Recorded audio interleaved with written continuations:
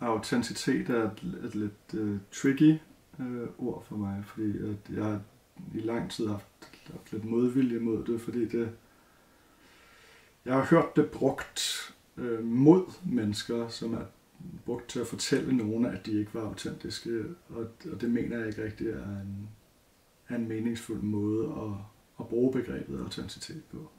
Jeg kan dybest set kun bruge det til at tale om mig selv, og bruge det som en eller anden form for skal man kalde det et guiding light til at sige, okay, det er måske et sted, jeg gerne vil hen. For mig er autenticitet noget med at vise mig selv, som jeg er for min omverden. Så det er turde bringe mine følelser i spil, når de er der.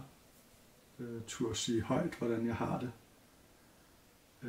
Turde sige, hvis jeg er frustreret, eller ked af det, eller har brug for hjælp. Anerkende, at jeg har behov, og bringe dem i spil.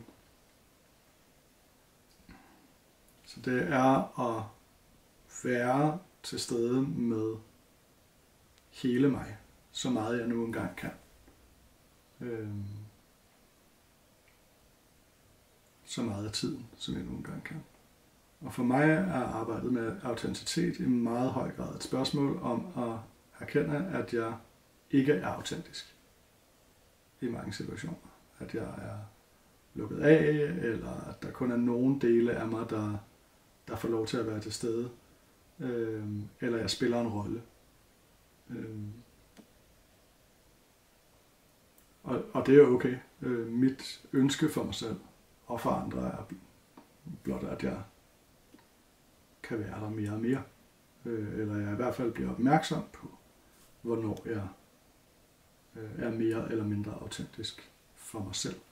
Og hvordan jeg godt kan lide at være sammen med andre mennesker. Og det, der har vist sig i mit liv, er, at jeg har det meget bedre. Og jeg bliver mødt meget mere af andre, når jeg tør dele mere af, hvordan jeg faktisk har det med at være sammen med dem. Og er mere til stede i de situationer, jeg nogle gange er i.